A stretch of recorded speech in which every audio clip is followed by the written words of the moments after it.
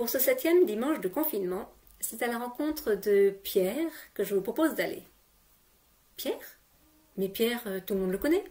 Tout le monde sait que c'est un personnage important et incontournable de l'Évangile. Que peut-on encore en dire? Alors c'est vrai qu'il est de loin le disciple le plus cité dans l'ensemble du Nouveau Testament. Son nom apparaît pas moins de 114 fois rien que dans les Évangiles et 57 fois dans le reste du Nouveau Testament. Pour vous donner une idée de ce que cela représente, prenons en comparaison Jean. Jean, lui, est mentionné 38 fois dans les Évangiles. Alors 114 pour Pierre, c'est juste colossal. Et là, vous vous dites, il devient vraiment urgent de déconfiner les pasteurs. Mais rassurez-vous, ce n'est pas moi qui ai compté, c'est mon moteur de recherche biblique. Bref, Pierre est un personnage important, incontournable. Et d'ailleurs, lorsque l'on fait un sondage et qu'on demande autour de soi à quel disciple de Jésus on pense en tout premier, on obtient ça. Thomas. Pierre. Judas. Pierre. Pierre également. Pierre. Judas. Thomas. Judas. Thomas. Jean. Jean. Matthieu. Judas. Thomas. Simon. C'est le fils de Zébédée et dont je porte une partie de son nom. Voilà. Oui, alors dans mon idée, j'avais prévu d'obtenir que des réponses Pierre. J'ai dû oublier que je m'adressais à des lecteurs de la Bible. Quoi qu'il en soit, Pierre reste quand même l'interlocuteur privilégié de Jésus. Il est le porte-parole des disciples, il est témoin de guérison, il est témoin de la transfiguration, de l'agonie, du tombeau vide. Il appartient au cercle le plus intime des disciples. Il est le premier appelé, le premier à confesser Jésus comme le Christ. Il est le premier apôtre. Et puis Pierre, c'est aussi cette ambivalence de l'humanité. Une humanité qui aime et qui veut bien faire, mais une humanité qui se trouble, qui se trompe et qui se laisse abuser par les usages du monde. Il est tout à la fois pierre de fondation et pierre d'achoppement. Ainsi, c'est lui qui réprimande Jésus lorsque ce dernier annonce sa mort. C'est lui qui a du mal à comprendre le sens du lavement des pieds. Et puis, bien sûr, c'est lui qui va renier 3 fois Jésus avant que le coq n'ait chanté 2 fois. Pourtant, Pierre reste ce disciple qui fait référence. Il faut dire qu'il n'a pas son pareil pour aller à Jésus, surtout quand il est dans une barque et que Jésus n'y est pas. Je pense à 3 récits en particulier. Le premier se trouve au tout début de l'évangile de Marc. Pierre est là avec son frère André. Ils sont tous les deux occupés à jeter leur filet parce qu'ils sont pêcheurs. Sont-ils dans une barque? En fait, le texte ne nous le dit pas, mais on peut le supposer. Ceci dit, comme la pêche de certains petits poissons peut se faire en jetant les filets depuis la berge, c'est difficile de trancher.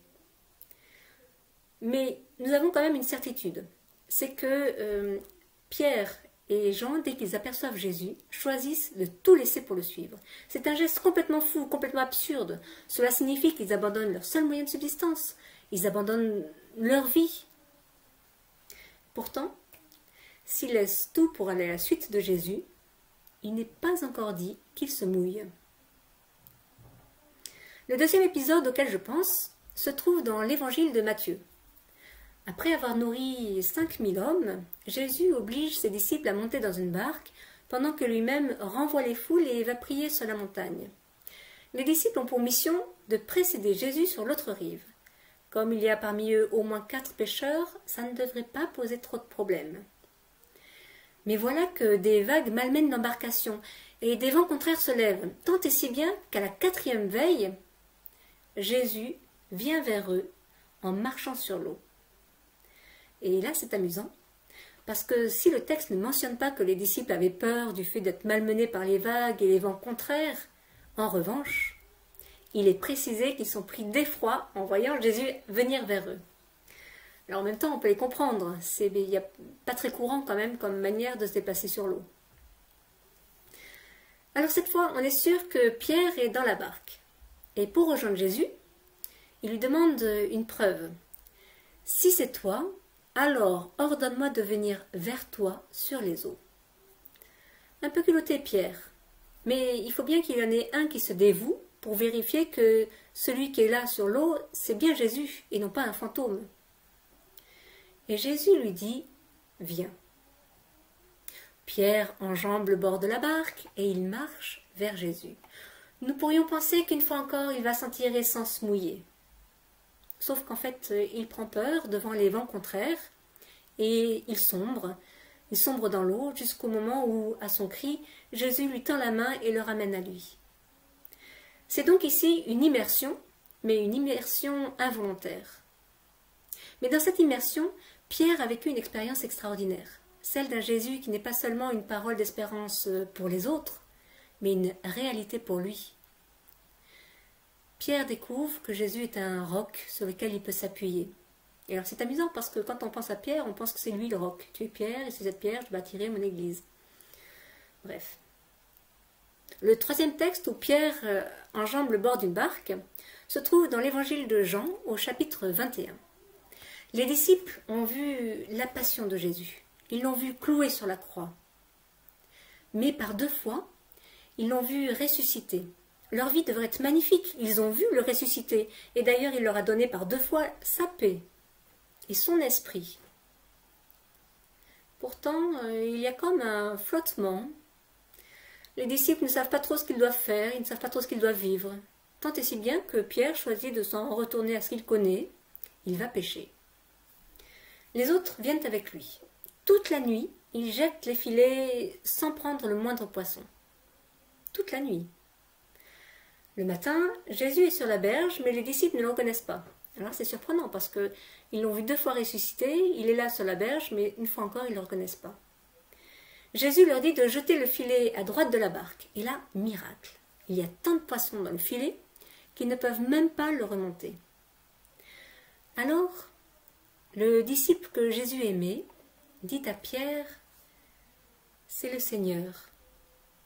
À cette parole, sans la moindre hésitation, Pierre se jette à l'eau. Là, sur la berge, après une nuit stérile et éreintante, il a vu le sens de sa vie. Pierre n'est plus seulement appelé par Jésus comme au tout début de l'Évangile. Là, dans cet instant, il est véritablement rencontré par le Christ. Jésus n'est plus un discours dont on peut extraire le bon sens et des gestes qui sauvent. Il n'est plus seulement un maître à penser, un maître à suivre. Jésus, là, dans cet instant, se révèle le Christ inattendu. Celui qui relève, celui qui réveille, celui qui libère. Alors que Pierre est nu dans son bateau, fatigué d'une nuit perdue, il reconnaît sur la berge celui qui le fait vivre. Et de lui-même, il choisit alors le grand plongeon. Conclusion. N'attendons pas d'être parfaits.